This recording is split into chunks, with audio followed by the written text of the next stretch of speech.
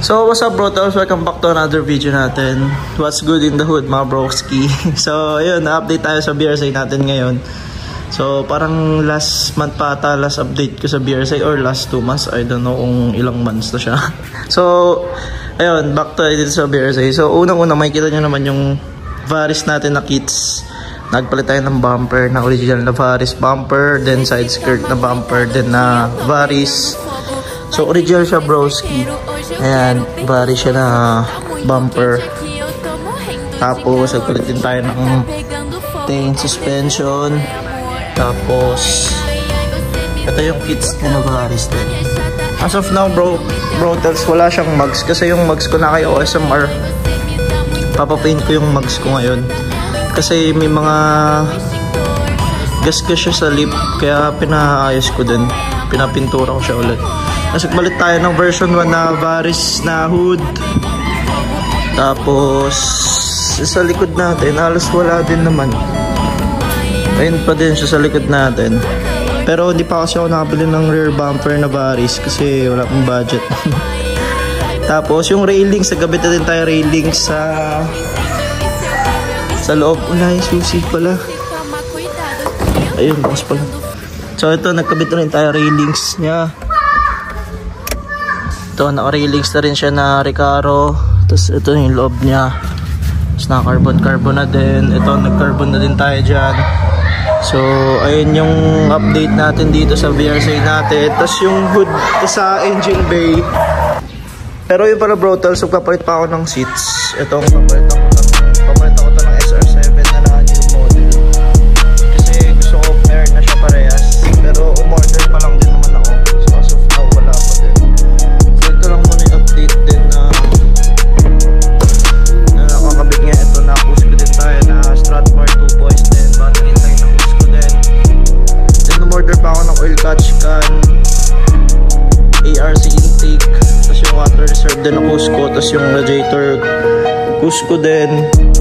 So yun, di pa dumadating. So ito yung hood natin. Legit din siya na Varis. So ayun lang din naman, wala pa naman din siya. Then nakakuha pala tayo ng BBK na Alcon. Hindi pa siya dumadating. So waiting lang din tayo. Sana dumating na siya. Pero this month siya bro, hotels. Natay ko lang din yung dating ng BBK din na update. Tapos pagkatapos siya, lalagay ko siya dito lahat sa video, or sa next na video ko na siya ilalagay. Pero ito muna updates natin. As of now, okay pa din naman. Okay lang din naman buhay. So ito, stock hood pa tayo dito. Ang dami ko din parts ito bro. Tapos no, tour ko kayo dito sa bahay. So sorry makahalat. Ito kasi talaga yung working space ko. Ito may turbo dito sa Honda. And sa Honda, yung Honda SR ko naka-turbo. Ito ang turbo niya. So ito na GT35. Tapos mga parts.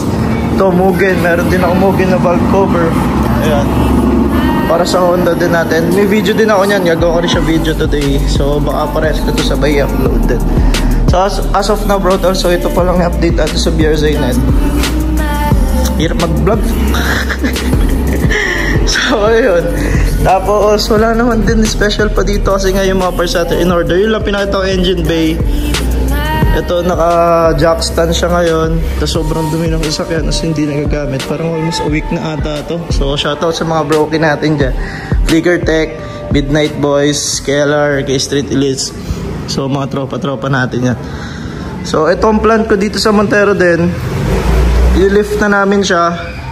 Ibenta ko yung Max na Shogun na Orig na OEM with 1 tires na 45 series.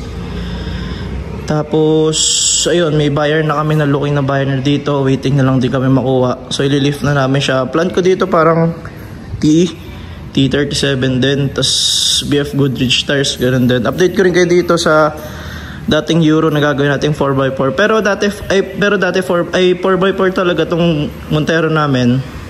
Nilowered lang din talaga. So ayan, pakita ko lang sa inyo. Garage tour tayo. So ayan, ito yung Montero. Lowered siya ngayon, pero lowering lang din siya, putol spring lang. So ito clean look lang, blue tint lang. Tapos may blinker lang tayo na pang pa-Apple. So ayun bro, so update ko lang din kayo sa video natin. So ito yung SR, papakita ko, sneak peek. Yan. B18B turbo na GT35, Type R internals, kompleto, pampatibay lahat. Tapos yan, malinis, ganda pintura. Papalit din tayo mags dito na original na mags, naantay ko lang. May mags din padating dito. Tapos ito, stock interiors lang din siya. So wala naman din special, naka-boost gauge lang or oil temp. Stock zigzag interior, lahat all the way. Then ayan, malinis siya, ganda ng paint. Halos kaka-wash over lang din ito nakuha namin. Nag-enjoy kami. Tapos ito pala bro tells, ito madaming project dito, as in like the dyno to. Tapos siguro by tomorrow ida-dyno na namin siya. Tapos ayun, kasi okay na to, naayos na. Nagpalit na kami ng bagong turbo, yung pinakita ko kanina, bagong turbo na to. Nagpalit kami GT35 kasi may leak na yung turbo ng unang nakabit. Kasi yung tuner na ito, ewan ko wala akong masabi, pero dahil doon sa tuner nasira yung turbo. So papalit tayo kay Mospeed. Gagawin kay lolo mo to, kay Mospeed.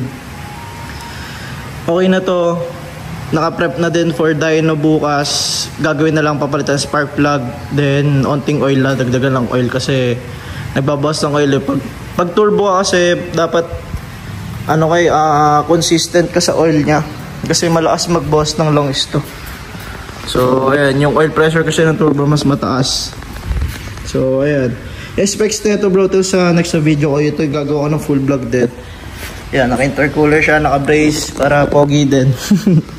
Tapos itong valve cover niya, hindi, may papapinturahan pa naman siya na Type R color din. Pero may paint na kami dyan. Kami lang din bubuga. DIY. So ito yung bagong turbo niya. Ano pa ba?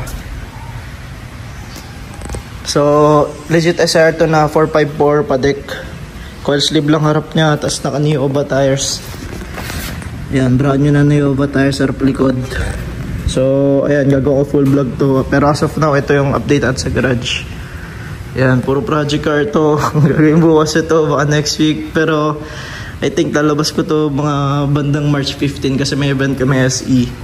So ayun, gagawa ko ng video and then kasi sobrang daming lakad, tapos hindi ko nagawa ng video kasi tinatamad ako mag-vlog, tapos mag-edit.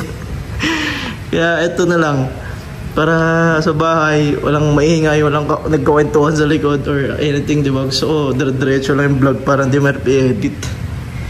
So ito bro tells, ito lang update natin sa garage natin ngayon. So yun, by the way, for sale pala itong SR mga bro tells, binibenta namin siya.